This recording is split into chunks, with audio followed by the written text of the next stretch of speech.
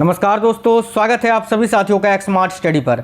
तो साथियों, SSC MTS का पेपर आपका जो है अभी 30 सितंबर से स्टार्ट है, जो कि 14 नवंबर तक चलेगा। आज के इस वीडियो में स्टैटिक जीके के वो बहुत ही महत्वपूर्ण क्वेश्चंस देखेंगे जो कि इस बार आपसे एमटीएस के पेपर में हूबहू देखने को मिलेगा।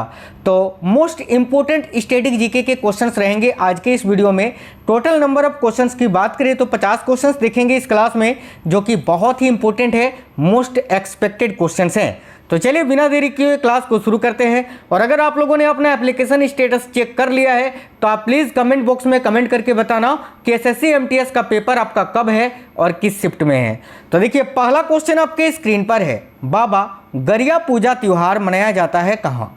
तो ध्यान से देखिए, ये जो त्यौहार है बाबा गरिया पूजा त्यौहार, ये किस राज्य में मनाया जाता है? तो राइट है ऑप्शन नंबर डी, त्रिपुरा में।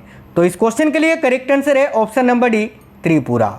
निम्नलिखित में से कौन सा एक सुमेलित नहीं है, यानी इनमें से कौन सा एक जोड़ा गलत है?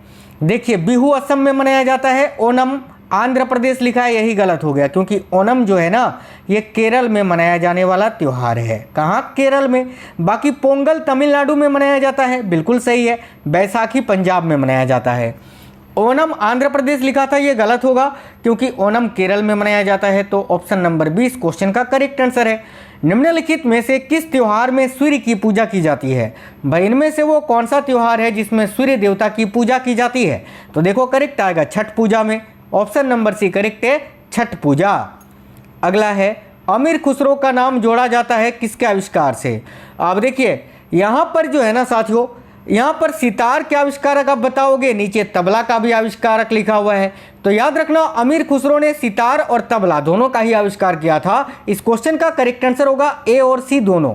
ठीक है, ऑप्शन नंबर डी को काटकर ए और सी दोनों कर देते हैं, जो कि आपका करेक्ट होगा, क्योंकि अमीर खुसरो को सितार और तबला इन दोनों का ही आविष्कारक माना जाता है, याद रखिएगा। अगला है, भारतीय मुद्रा का नाम रुपया किसने रखा था? तो देखिए, भारतीय मुद्रा का नाम रुपया किसने रखा था? शेरशाह सूरी ने। शेरशाह सूरी ने सबसे पहले जो चांदी का सिक्का जारी किया था ना, उसको रुपया नाम दिया था। तो यहाँ करेक्ट आएगा option number B, Shershah Suri. Bharat के राष्ट्रीय चिन्हों में कितने शेर होते हैं? अब जो भारत का राष्ट्रीय चिन्ह है उसमें कितने शेर होते हैं? सिंपल सा क्वेश्चन है, 4 शेर। ऑप्शन नंबर बी करेक्ट आएगा। अगला क्वेश्चन है, दक्षिण अफ्रीका में प्रवास के दौरान महात्मा गांधी ने निम्न में से किस पत्रिका का प्रकाशन किया था? अब साउथ अफ्रीका में जिस वक्त गांधी जी रहते थे उस समय उन्होंने वहाँ एक पत्रिका का प्रकाशन किया था। वो कौन सा पत्रिका था? देखो करेक्ट आएगा option number D, Indian opinion. याद रखिएगा, इंडियन ओपिनियन। भारत के स्वतंत्रता आंदोलन के दौरान महात्मा गांधी द्वारा किस स्थान पर साबरमती आश्रम की स्थापना की गई थी? अब देखिए, साबरमती आश्रम की स्थापना महात्मा गांधी जी ने कहाँ की थी? अहमदाबाद में। ऑप्शन नंबर बी करेक्ट होगा, अहमदाबाद। जनता पार्टी के शासनकाल के दौरान भारत के राष्ट्रपति कौन थे? काफ़ी इंपोर्टेंट क्वेश्चन है, याद रखिए। जनता पार्टी के शासन के दौरान भारत के राष्ट्रपति थे नीलम संजीव रेड्डी। राइट आएगा ऑप्शन नंबर बी। अगला क्वेश्चन है, निम्नलिखित में से कौन सी घटना सबसे पहले घटित हुई थी? देखिए, खेड़ा सत्याग्रह 1918 में हुआ था। सविनय अवज्ञा आंदोलन 1930 में हुआ था। असहयोग आंदोलन की बात करें तो 1920-22 में हुआ था, ये 1920 में।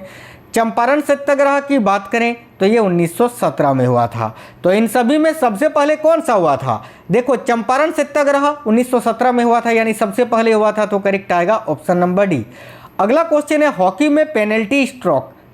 देखिए, हॉकी में जो पेनल्टी स्ट्रोक होती है वो कितनी दूरी से मारा जाता है? तो याद रखना, 8 गज की दूरी से। ऑप्शन नंबर ए करेक्ट आएगा। 1905 से पहले ब्रिटिश भारत का सबसे बड़ा प्रांत कौन सा था? तो भाई, 1905 से पहले ब्रिटिश भारत का सबसे बड़ा प्रांत था बंगाल। करेक्ट आएगा ऑप्शन नंबर सी, क्योंकि 1905 में फिर क्या हुआ? 1905 के बाद बंगाल का विभाजन हो गया था, है ना। आगे देखिए, 1935 के अधिनियम किस समिति पर आधारित थी? तो 1935 के अधिनियम जो थी वो किस समिति पर आधारित थी? तो भाई देखिए, करेक्ट आएगा साइमन कमीशन पर। ऑप्शन नंबर ए करेक्ट आएगा। यूनेस्को द्वारा विश्व के सबसे ज़्यादा हेरिटाइना सिटी किस देश का शामिल है? तो भाई यूनेस्को द्वारा, ठीक है, विश्व का सबसे ज़्यादा जो हेरिटाइना सिटी है वो इटली का शामिल है। इटली के 59, याद रखिएगा। ऑप्शन नंबर ए करेक्ट आएगा, इटली। डाक वितरण में तीव्रता लाने हेतु भारत में पिन कोड प्रणाली की शुरुआत कब हुई थी? तो देखिए, भारत में पिन कोड प्रणाली की शुरुआत 15 अगस्त 1972 को हुई थी। राइट आएगा साथियों ऑप्शन नंबर बी।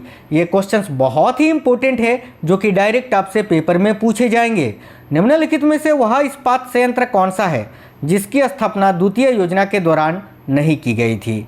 तो भाई देखो, द्वितीय पंचवर्षीय योजना के दौरान जो है ना, भिलाई, दुर्गापुर, राउरकेला, इन तीनों इस्पात संयंत्र की स्थापना की गई थी। बोकारो स्टील प्लांट की स्थापना द्वितीय योजना के दौरान नहीं की गई थी। तो ऑप्शन नंबर ए इस क्वेश्चन का करेक्ट आएगा। अगला क्वेश्चन है, स्पाइकर शब्द निम्नलिखित में से किस खेल से जुड़े हैं? तो देखिए, स्पाइकर शब्द जो है ये वॉलीबॉल खेल से संबंधित है। करेक्ट आएगा ऑप्शन नंबर ए वॉलीबॉल। संविधान में हमारे राष्ट्र का उल्लेख किस नाम से किया गया है? तो संविधान में हमारे राष्ट्र का उल्लेख भारत तथा इंडिया नाम से किया गया है। ऑप्शन नंबर ए करेक्ट आएगा, भारत तथा इंडिया। राष्ट्रपति को अध्यादेश जारी करने की शक्ति किस अधिनियम के द्वारा दी गई है? तो भाई देखिएगा, राष्ट्रपति को अध्यादेश जारी करने की जो शक्ति है वो भारत सरकार अधिनियम 1935 के द्वारा दी गई है। करेक्ट आएगा ऑप्शन नंबर बी। भारतीय संविधान में निहित मौलिक अधिकारों की अवधारणा किस देश के संविधान से ग्रहण की गई है? तो भाई देखिए, भारतीय संविधान में निहित मौलिक अधिकारों की जो अवधारणा है वो भाई संयुक्त राज्य अमेरिका के संविधान से लिया गया है। मौलिक अधिकार जो कि संविधान के भाग 3 में है, अनुच्छेद 12 से लेकर 35 तक में वर्णित है। आगे देखिए, डॉक्टर भीमराव अंबेडकर का जन्म और मृत्यु कब हुई? तो देखिए, डॉक्टर भीमराव अंबेडकर का जन्म हुआ था 1891 में और इनकी मृत्यु हुई थी 1956 में, यानी करेक्ट आएगा ऑप्शन नंबर बी। जंतुओं एवं पादपों के वैज्ञानिक वर्गीकरण से संबंधित विज्ञान की शाखा क्या कहलाती है? याद रखिए, जंतुओं एवं पादपों के वैज्ञानिक वर्गीकरण से संबंधित जो विज्ञान की शाखा है वो वर्गीकी कहलाती है। ऑप्शन नंबर बी वर्गीकी। कोशिका का जीवित अंश जीवद्रव्य कहलाता है। तो इसमें से किसे शामिल किया जाता है? तो जीवद्रव्य में कोशिका द्रव्य, केंद्रक द्रव्य तथा अन्य कोशिकांगों को शामिल किया जाता है, यानी राइट आएगा ऑप्शन नंबर डी। क्या कारण है कि व्यक्ति चट्टान पर प्रहार करते हुए चोटिल हो जाता है? तो भाई ये प्रतिक्रिया के कारण होता है, यानी न्यूटन के 3rd लॉ के कारण ऐसा होता है।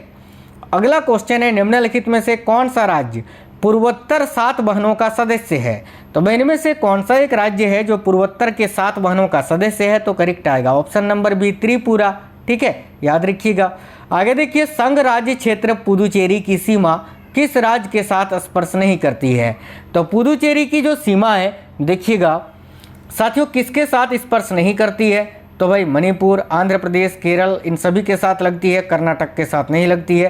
तो ऑप्शन नंबर ए करेक्ट आएगा। आगे देखिए, भारत का क्षेत्रफल पाकिस्तान से लगभग कितना गुना अधिक है? तो याद रखिए, भारत का जो क्षेत्रफल है पाकिस्तान से 4 गुना अधिक है। करेक्ट है ऑप्शन नंबर बी, 4 गुना अधिक है। नेक्स्ट क्वेश्चन है, इंटरनेशनल राइस रिसर्च इंस्टीट्यूट कहाँ स्थित है? तो भाई इंटरनेशनल राइस रिसर्च इंस्टीट्यूट यानी केंद्रीय चावल अनुसंधान संस्थान, ये कहाँ है? याद रखिए, फिलीपींस, मनीला में। ऑप्शन नंबर सी करेक्ट होगा। Lakshmibai national college of physical education ये कहाँ स्थित है? देखिए, Lakshmibai national college of physical education जो है ये मध्य प्रदेश के ग्वालियर में स्थित है। तो ऑप्शन नंबर डी करेक्ट होगा। मोहिनीअट्टम नृत्य रूप का विकास निम्नलिखित में से किस राज्य में हुआ? तो भाई मोहिनीअट्टम जो है ना, केरल राज्य का शास्त्रीय नृत्य है। Option number C Kerala correct होगा। निम्नलिखित में से प्रसिद्ध वायलिन वादक कौन है? तो इनमें से एक प्रसिद्ध वायलिन वादक कौन है? ऑप्शन नंबर ए में दिख रहा है प्रोफेसर टी.एन. कृष्णन, जो कि एक प्रसिद्ध वायलिन वादक हैं। ऑप्शन नंबर ए करेक्ट होगा। निम्नलिखित प्रसिद्ध नर्तकियों में से कौन ओडिसी नृत्य शैली की प्रतिपादक नहीं है? यानी इनमें से किसका संबंध ओडिसी से नहीं है? तो भाई संयुक्ता पनिग्राही, सोनल मानसिंह, माधवी मुदगल, ये तीनों ओडिसी नृत्य से संबंधित है। पद्मा सुब्रमण्यम का संबंध जो है वो भारतनाट्यम से है। तो ये ऑप्शन नंबर बी इस क्वेश्चन का करेक्ट होगा।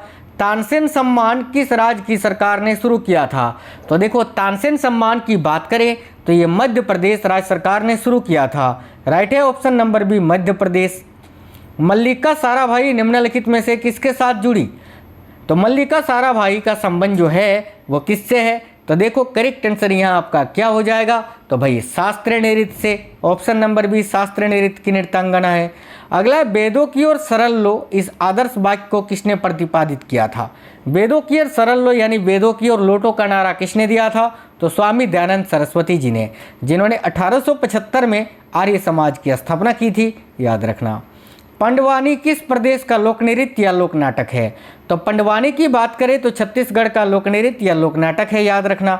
अगला क्वेश्चन है हुसरी और बिहुना, हुसरी और बिहुना किस प्रदेश के नृत्य के रूप है? तो भाई हुसरी और बिहुना की बात करें तो ये पश्चिम बंगाल का नृत्य रूप है, यानी लोक नृत्य है। वात्सल्य मेला प्रतिवर्ष कहाँ आयोजित किया जाता है? तो वात्सल्य मेला की बात करें तो प्रतिवर्ष नई दिल्ली में आयोजित होता है, ऑप्शन नंबर डी करेक्ट है। अगला क्वेश्चन है हर वर्ष दिसंबर महीने में होने वाला हॉर्नबिल उत्सव किस राज्य का मुख्य उत्सव है? तो भाई हॉर्नबिल त्योहार नागालैंड का मुख्य उत्सव है, ऑप्शन नंबर डी करेक्ट होगा, नागालैंड। कौन सा हिंदू पर्व थारू जनजाति द्वारा शोक पर्व के रूप में मनाया जाता है? यानी इनमें से कौन सा हिंदू पर्व है जिसको थारू जनजाति के लोग शोक का त्योहार के रूप में मनाते हैं? तो याद रखना दीपावली, दीपावली को थारू जनजाति के लोग शोक का त्योहार मनाते हैं। छोटी तीज का त्योहार हिंदू पंचांग के अनुसार किस माह में मनाया जाता है? तो देखिए छोटी तीज का जो त्योहार है वह हिंदू पंचांग के अनुसार श्रावण महीने में मनाया जाता है, ऑप्शन नंबर बी करेक्ट होगा। दिल्ली के किस सुल्तान को उसकी उदारता के कारण लाख बख्श पुकारा जाता था? तो वह दिल्ली के वो कौन से सुल्तान थे जिसको उसकी उदारता के कारण लाख बख्श के नाम से पुकारा जाता था? तो याद रखिए कुतुबुद्दीन ऐबक को। अगला चित्तौड़ में विजय स्तंभ का निर्माण किसने किया था? याद रखिए चित्तौड़ में विजय स्तंभ का निर्माण राणा कुंभा ने किया था, option number C. India wins freedom पुस्तक के लेखक कौन है? तो याद रखना Maulana Abul Kalam Azad, option number B. प्राचीन पौराणिक और विश्वविख्यात हरिहर क्षेत्र का मेला कहाँ लगता है? तो साथियों प्राचीन पौराणिक और विश्वविख्यात हरिहर क्षेत्र का जो मेला है ये कहाँ लगता है? याद रखिएगा बिहार राज्य में, ऑप्शन नंबर ए। जल्लीकट्टू नामक त्यौहार किस राज्य में मनाया जाता है? याद रखिए जल्लीकट्टू नामक त्यौहार जो है ये तमिलनाडु में मनाया जाता है, ऑप्शन नंबर डी करेक्ट है। संत कबीर के सम्मान में मगहर महोत्सव प्रारंभ किया गया था किस वर्ष में? तो संत कबीर के सम्मान में ये महोत्सव मनाया जाता है मगहर महोत्सव, और ये कब प्रारंभ किया गया था? तो 1990 में। अगला है तीजन बाई किस लोक नृत्य गायन से संबंधित है? तो देखिए तीजन बाई का संबंध किस लोक नृत्य गायन से है? तो याद रखिए करेक्ट है पंडवानी से, ऑप्शन नंबर ए पंडवानी। बच्चा नगमा किस राज्य के पुरुषों का प्रमुख लोक नृत्य है? तो बच्चा नगमा की बात करें तो ये हिमाचल प्रदेश राज्य के पुरुषों का एक प्रमुख लोक नृत्य है, याद रखना। अगला क्वेश्चन है नृत्य नाटक सूरदास एवं शंकरिया किस पेशेवर जाति से संबंध रखते हैं? तो देखिए नृत्य नाटक सूरदास एवं शंकरिया जो हैं ये किस पेशेवर जाति से संबंध रखते हैं? तो याद रखिए भवाई जाति से, ऑप्शन नंबर डी करेक्ट आएगा भवाई। ये क्वेश्चन होमवर्क का है आपके लिए, इसका आंसर कमेंट बॉक्स में बताइए कि गरबा लोक नृत्य कला शैली कहाँ प्रचलित है? महाराष्ट्र, गुजरात, राजस्थान या पंजाब? गरबा कहाँ का लोक नृत्य है ये आपको कमेंट बॉक्स में बताना है।